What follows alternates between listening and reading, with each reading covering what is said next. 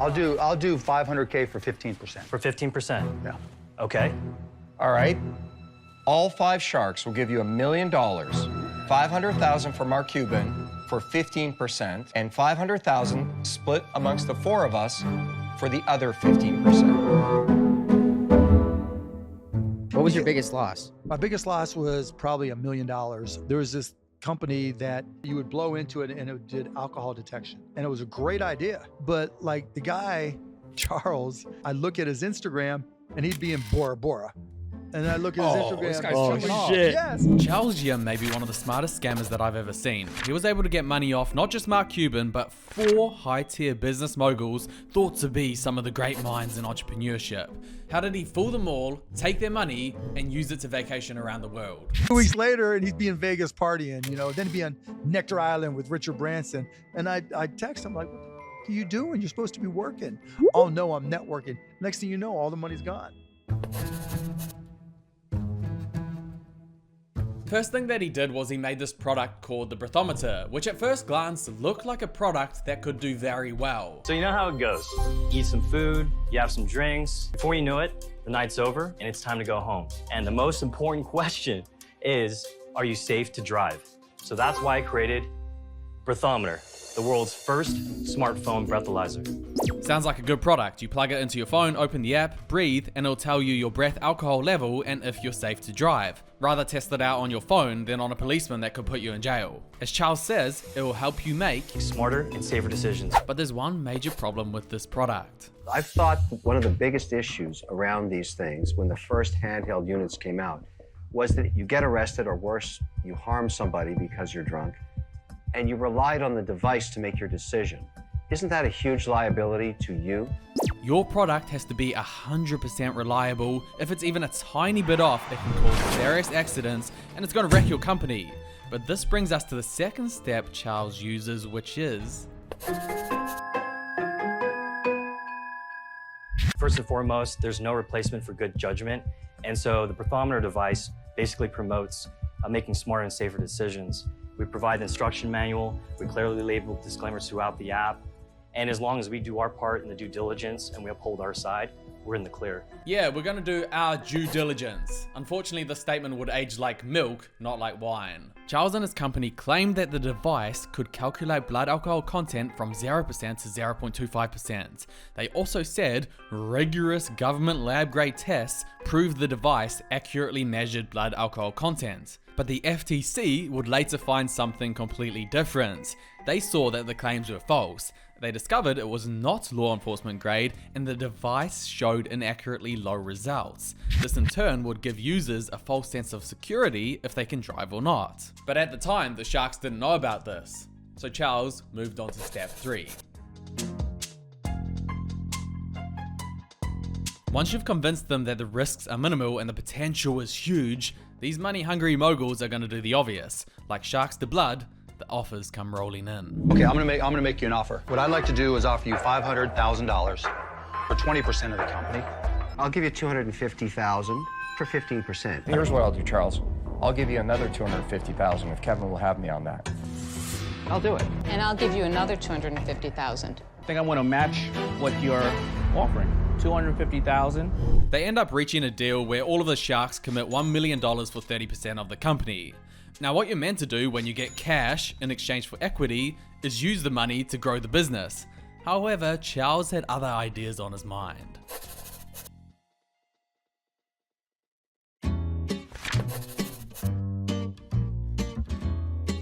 Once Charles receives this money from the sharks, he does what every good businessman does. Networking. He goes to Bora Bora, great place to network, right? He goes to Vegas, goes to Nectar Island with Richard Branson. Funnily enough, all of the places he's networking are all of the perfect places to vacation and party. He meets Gary Vee, he meets Shaq, he meets celebrity after entrepreneur after celebrity, and next thing you know, all of the money's gone. What does Charles have to show for all of this?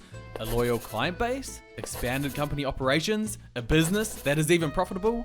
No, instead, basically the complete opposite. In 2017, he gets a knock on the door from the FTC.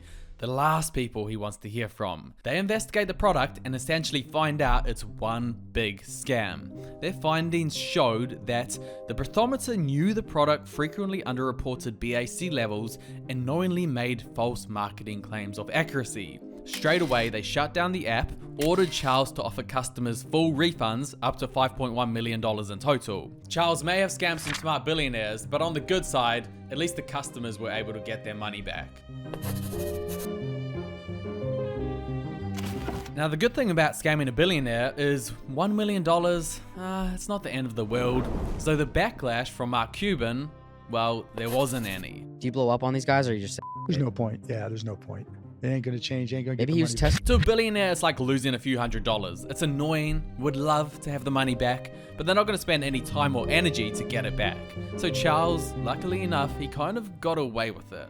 So anyone looking to scam a billionaire, that's a little bit of advice, a 5-step program modeled after sensei scammer Charles Yim. And for legal purposes, this is not how to scam a billionaire. Don't scam billionaires, they're humans too. Now, funnily enough, that's not the only scam that's been pitched on the show before. Here's 3 of the worst ones that I found. First thing I bring to you is the Sullivan generator. Mark Sullivan pitches this contraption that he is going to invent, which can create electricity from salt water. But not only this, wait until you hear what this machine leaves behind as byproducts. Waste products are the mineral precipitates, manganese, and gold. What? Gold. Gold? Gold. G-O-L-D. G-O-L-D. We suck water in, we make it spin really fast. Right. And we produce electricity on one hand. Right. And gold bars on the other. That's it. According to Sullivan, the anticipated waste products is $96 billion in the collection of gold. Sounds almost too good to be true. All the sharks need to do is invest $1 million for 10% of the company.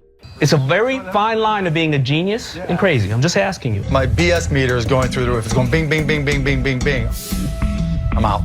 Nice try to get $1 million. Obviously, this guy needs to learn a thing or two from Charles, though. It's one thing pitching a stupid product, but it's another thing to pitch a legit scam.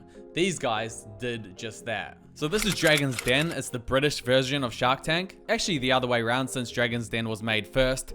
Air Oasis, in the words of the founder, produces the purest, freshest drinking water on the planet. It goes through a 7-stage filtration and UV light to get rid of any bacteria in the water. Sounds legit until he accidentally let it slip that he's selling it as a pyramid scheme.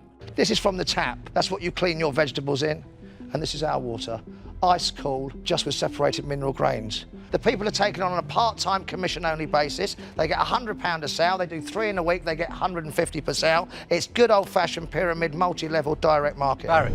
And after that faux pas, it was basically over. Maybe you can pitch a pyramid scheme to some novices, but experienced investors, you'll get shown the door pretty quick. You are talking about a pyramid selling scheme. I've got to tell you, for me, that is a combination that I would run a mile from. Okay, that's fine.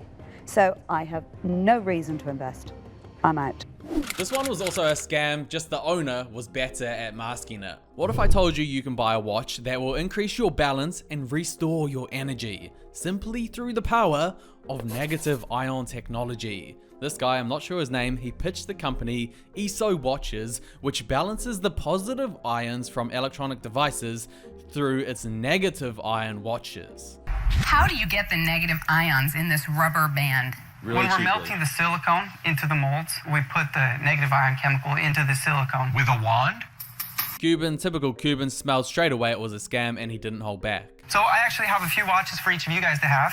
No thanks, go ahead, you keep it. It's Dallas Mavericks Blue, just for you. That's okay, you keep it. Mark, are you allergic to positive, negative ion stuff? No, I'm allergic to scams. Seriously, this is not new. It's been disproven. What you saw is the placebo effect. There's athletes that wear it. It's a joke. It's a scam. It's not real. I'm out. So obviously you can kind of tell that it's scammy as soon as anyone uses the words positive, negative ions. But on top of this, the company had no independent test to prove the claims, so there was no real evidence to back up the marketing. How about this? If you admit it's a scam, maybe I'll invest. Is it a scam?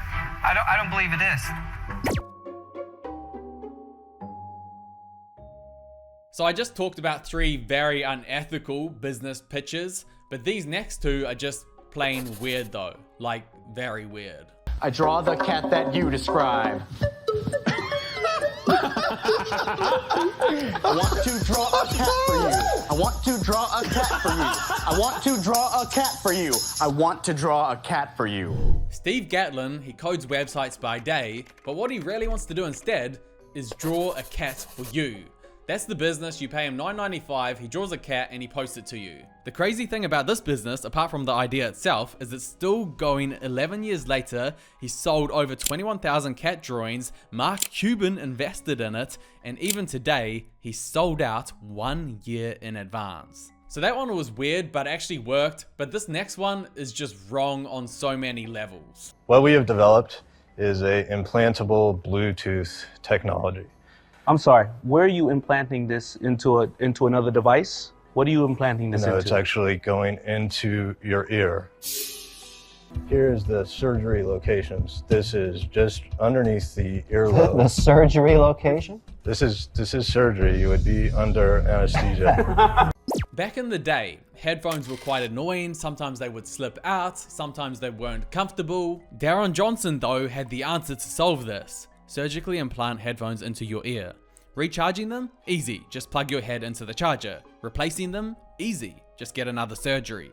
I have to understand, a team of doctors implant it in your neck below your ear. Sure. And then you stick something in your ear in the evening, something, what, commensurate with something that's the size of a Q-tip or smaller Something to charge it every night? Q-tip, a cylinder that delivers AC charge at a very trickle low Darren, voltage I'm level. out.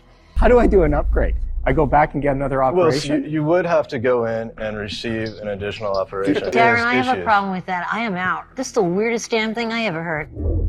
The crazy thing was how serious he was about this business model. I really hope he didn't get any customers because that is a nightmare waiting to happen.